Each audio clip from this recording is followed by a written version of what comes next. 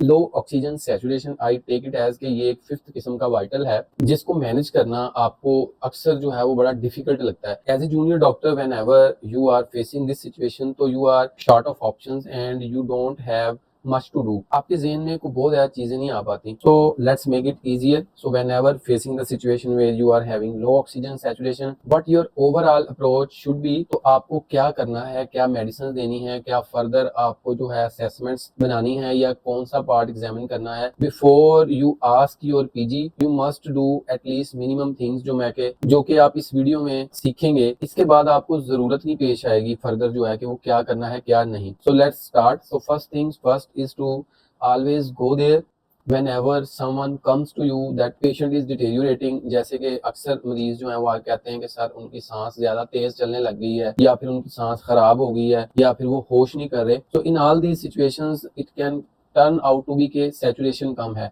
So what to do? So always go there and act fast if needed, and what you can do is to start by attaching the oxygen.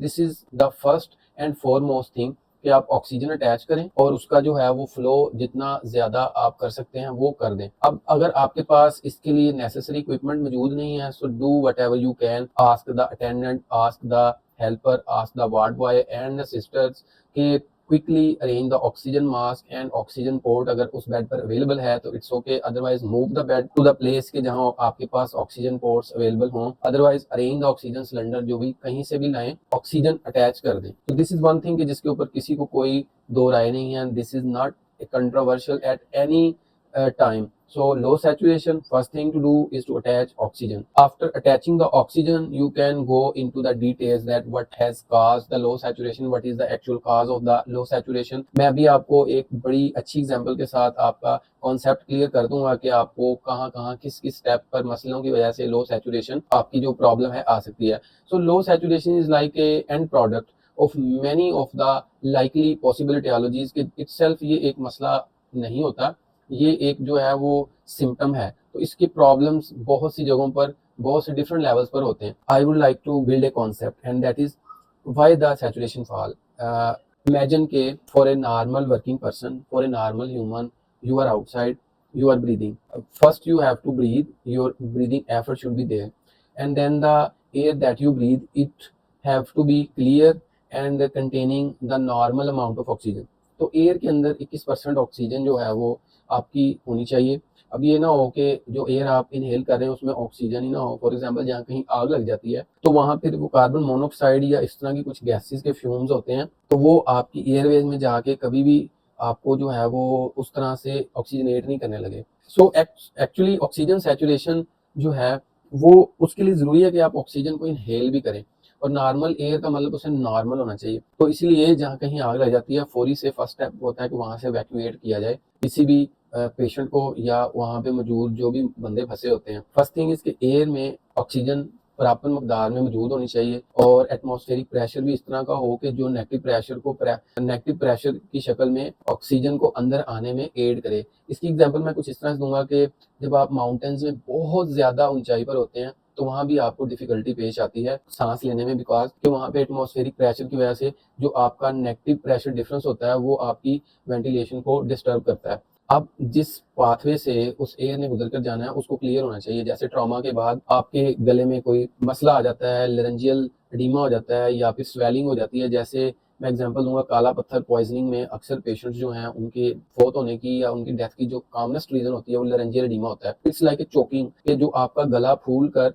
बिल्कुल सांस जाने की कोई गुंजाइश ही नहीं बचती। After airway clearance के आपकी एयरवेज का रास्ता क्लियर हो, then once the air is in your lungs, तो आपके जो लंग्स हैं they should be in good state, वो डिजीज ना हो। जैसे सीओपीडी के पेशेंट्स होते हैं उनमें लंग्स डिजीज हो जाते हैं, इसके अलावा और जितनी भी लंग की डिजीज हैं वो उसमें कोई रुकावट पैदा ना करें या फिर कोई फॉरेन बॉडी जो है वो एयर का वो जो रास्ता है ब्रोंकस वगैरह को ऑब्स्ट्रक्ट ना कर रही हो। आपकी एयर पहुंच गई आपके फेफड़ों में और फेफड़ों से अब आगे जानी है आपके ब्लड में। तो अल्वियोलर बेसमेंट मेम्ब्रेन में जो आपका एक्सचेंज होना है ब्लड के अंदर ऑक्सीजन का, तो वहां पर अब ब्लड की इनफ मकदार मौजूद होनी चाहिए। अब अगर आपको सीवियर एनीमिया है या ब्लड का कोई ऐसा इशू है, ब्लड की डिजीज है, with all that normal things still आपकी जो ऑक्सीजन सैचुरेशन है उसका जो वो कम होगी। अब आपका ब्लड भी ठीक है तो अब वो ब्लड जो है वो आपके हार्ट में जाएगा। आपके हार्ट की पंपिंग भी बिल्कुल ठीक होनी चाहिए।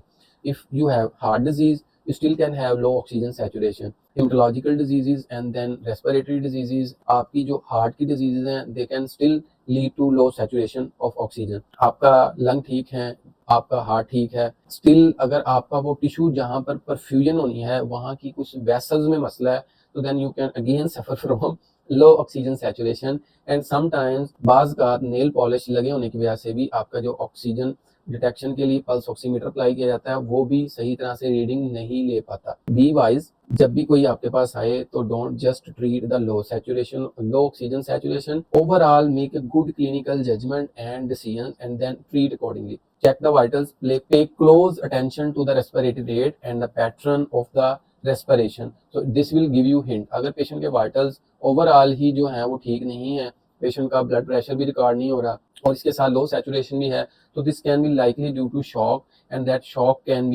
circulatory shock can be due to many reasons: hypovolemic, septic, distributive, anaphylactic, whatever the reason. Then you have to manage it as a whole. Only attaching oxygen will not work. You have to manage the patient as a whole. Vitals always, whenever you face a situation or the patient deteriorate, and then if the patient is not having a respiratory rate at all, or you can say apnea, hypoapnea, then you should decide or alert your PGR about the possible need of elective intubation, and the patron will give you hint about if the patient is unconscious at the same time and having low saturation, then this can be due to acidosis, and that can be respiratory or metabolic. Now review the file, go into the PGR notes and the recent vitals, and then going into the emergency slip detail that why the patient was admitted, what's the working diagnosis, and what about the labs favoring any diagnosis or not. At this time आपको कुछ idea हो गया होगा कि why patient is having low saturation. You have to decide, is it a totally different issue of new onset, और या पहले से ही patient इसी मसले की वजह से एडमिट था जिसमें just deterioration हो गई है। तो if it is a new issue, then few causes exist and the differential diagnoses are few. If it is already existing problem and there is deterioration, तो आपको फिर जो है वो ये जरा कंसिडर करना है कि आपको फर्दर अपनी ऑक्सीजन थेरेपी को स्टेप अप करना है। पल्स ऑक्सीमीटर को हमेशा आप मेक श्योर करें कि क्या ये सही बता रहा है, सही काम कर रहा है, और इसका आसान तरीका ये होता है कि आप अपनी उंगली पर ऑक्सीमीटर को लगाएं और चेक करें। अगर आपकी सैचुरेशन ठीक बता रहा है और पेशेंट की सैचुरेशन कम है तो इट मीन पल्स ऑक्सीमीटर ठीक है। अदरवाइज अगर दोनों की कम है तो फिर इसमें मसला हो सकता है, इसलिए इसको थोड़ा सा आपको रीचेक करना चाहिए। लेकिन ऑक्सीजन अटैच करना ज्यादातर जो है वो हर सिनेरियो में सेफ होता है। ऑक्सीजन तो आपने अटैच कर दी थी, लेकिन समटाइम्स जो है वो आपको राइट जो फ्लो और राइट डिवाइस का इंतखाब करना होता है इस सिचुएशन में। 2 लीटर, 3 लीटर, 5 लीटर या 10 या 15 लीटर, कितने लीटर आपने फ्लो जो है वो रखना है। सिंपल गोल इज कि आपकी सैचुरेशन जितने फ्लो पर मेंटेन हो जाए। जस्ट इस चीज का ध्यान रखें कि जो सीओपीडी पेशेंट्स हैं, आपने सैचुरेशन को ओवर करेक्ट नहीं करना, 92 के 89 टू 91 या 92 के करीब करीब रखना है। अब राइट डिवाइस से क्या मराद है, वी नो कि oxygen delivery devices come in different forms and starting from the nasal cannula, then oxygen mask, and then Venturi mask, NRM, non rebreathable mask। इसमें थोड़े थोड़े डिफरेंसेस हैं। एक तो ये कि जो पेशेंट्स क्रोनिक ऑक्सीजन डिपेंडेंस पर हों, मेक श्योर उसमें आपको जो है नेजल कैनुला ज्यादा सूट करेगा, लेकिन इसका जो मैक्सिमम फ्लो होता है वो 2 to 5 लीटर के इन बिटवीन हो सकता है।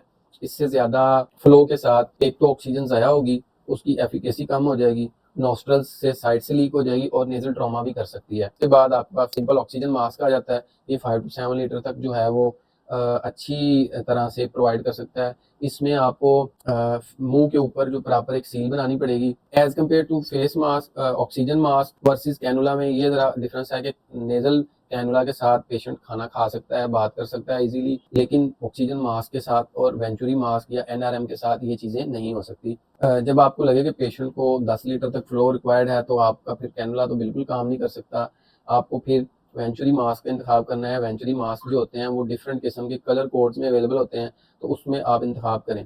अब अगर पेशेंट जो है वो उसकी सैचुरेशन बिल्कुल इंप्रूव नहीं हो रही आपकी मैक्सिमम ऑक्सीजन के साथ, और पेशेंट में कार्बन डाइऑक्साइड की रिटेंशन का कोई इशू नहीं है, तो फिर नॉन रीब्रीथेबल मास्क जो है वो आप यूज़ करें, और इससे फिर आप maximum amount of oxygen flow जो है वो डिलीवर कर पाएंगे और इससे मैक्सिमम ऑक्सीजन बॉडी में जाएगी और उससे आपकी सैचुरेशन इंप्रूव होने के चांसेस हैं। अगला मरहला आता है कि अगर आप फिर भी ऑक्सीजन मैक्सिमम अमाउंट में राइट डिवाइस और राइट फ्लो में देने के बावजूद पेशेंट की सैचुरेशन इंप्रूव नहीं हो रही and the only issue with the patient is के ऑक्सीजन सैचुरेशन का इशू है, बाकी सारे इश्यूज जो हैं आपने एड्रेस कर लिए हैं, या आपको लगता है कि वो एट दिस टाइम ज़्यादा उनको मैनेजमेंट की ज़रूरत नहीं है।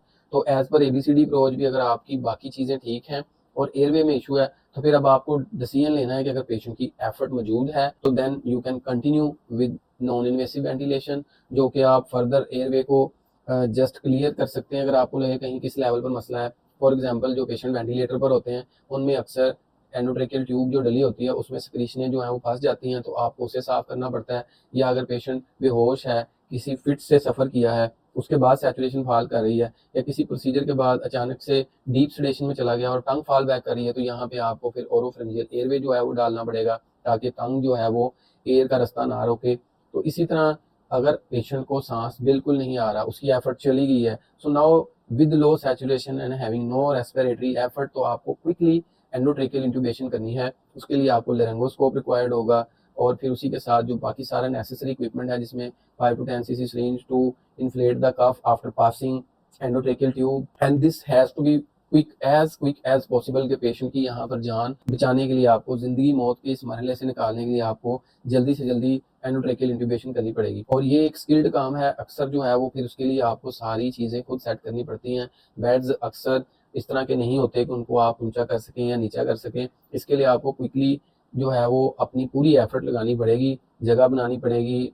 पेशेंट की बेड साइड के ऊपर जाके उसकी हेड वाली साइड से अपनी पोजीशन को सेट करना पड़ेगा और मेक श्योर कि इस सिचुएशन को अच्छा डील करने के लिए आपने ऑलरेडी अपने लेरिंगोस्कोप की लाइट बल्ब को, बैटरी को, उसकी डिसइंफेक्शन को पहले से चेक किया हो। किसी दिन जिस दिन भी आप कॉल पर आएँ, अपने सारे के सारे सामान जंग को जो है वो चेक करें। एंड बाय द सामान जंग, या आपका जो जंग का सामान है, उससे मेरा मतलब है कि आपकी हर वो जान बचाने वाली चीज़ जो कि वार्ड में मौजूद होती है वो वर्किंग हो।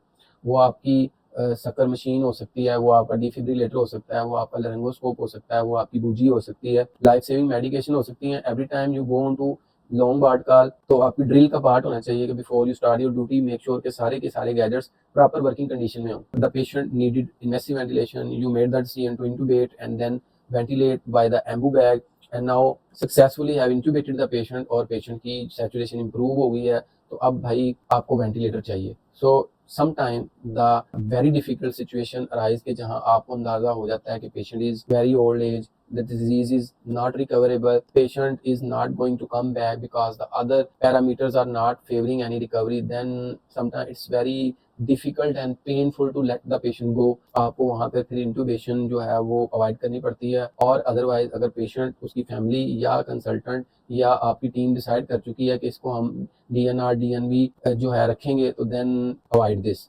आफ्टर मैनेजिंग दिस, तो मेडिकेशंस जो हैं वो समटाइम हेल्प करती हैं। अब मेडिसिन भी आपको आइडिया हो गया। अगर पेशेंट को पल्मोनरी एडीमा है जो कि आपके लंग्स में एयरवेज के अंदर ऑक्सीजन की ट्रांसपोर्ट को, उसकी एक्सचेंज को डिस्टर्ब कर रहा है, तो then giving the diuretics can help. And we have seen many patients coming to you in emergency with severe dyspnea and low saturation and restless, and after giving diuretics they recover quickly. Diuretics can help you in this situation if the diagnosis is pulmonary edema or they are suitable. और उसके बाद फिर आपके पास और कौन सी medicine जो हैं, blood can act as a medicine. तो जब आपको लगे कि patient is suffering from severe anaemia, तो आप वहाँ पर फिर ब्लड ट्रांसफ्यूजन करें। फिर इसके साथ आप, अगर आपको लगे कि पेशेंट को COPD है, आपको पता है कि फिर यहाँ पे आपको एल्टॉट लॉन्ग टर्म ऑक्सीजन थेरेपी देनी पड़ेगी। This will be like a continuous medication. Few suspect patient को शॉक है, तो आपको जहाँ पर ओनली ऑक्सीजन देनी है, साथ साथ आइनोट्रोपिक स्पोर्ट्स भी देनी पड़ेंगी, तो फिर ही आपकी सैचुरेशन इंप्रूव करेगी। And if the patient is having severe sepsis, then antibiotics are going to be the part of the management. So this is not that simple, but this is not that difficult। तो आपने अब next time एक अच्छी clinical judgement और decision जो है वो लेना है। तो मैं लास्ट एंड लीस्ट ये बताना चाहूँगा कि on that time the minimum investigation जो आपको हेल्प करेंगी, गाइडेंस देंगी फर्दर मैनेजमेंट के बारे में, एंड दैट इज ABGs। तो आर्टीरियल ब्लड गैसेस जो हैं वो आपको बहुत हेल्प करती हैं in every patient with low oxygen saturation. उसकी एक सिग्निफिकेंस ये भी है कि उसमें एक AA ग्रेडियंट भी कैलकुलेट हो जाता है, जिससे आपको फर्दर डिफरेंशियल्स को नैरो डाउन करने में मदद मिलती है। कि वही बात करूंगा कि सबसे पहली जो आपको दवाई जाकर वहां लगानी है बेड साइड पर, दैट इज ऑक्सीजन। बाकी चीजें आपने स्मार्टली पेशेंट की फाइल रिव्यू करके जहन में ये सब जो रिकॉल करके और अपनी अप्रोच को प्रॉपर रिफाइनमेंट के साथ अप्लाई करके पेशेंट की जो है वो बेटरमेंट लानी है। और भी तरीका है याद रखने का कि जिससे आप जो है वो ऑक्सीजन सैचुरेशन कम होने की क्या रीजंस हैं, तो आप वन बाय वन सेन में सोचते जाएं कि रेस्पिरेटरी काजेज हो सकती हैं,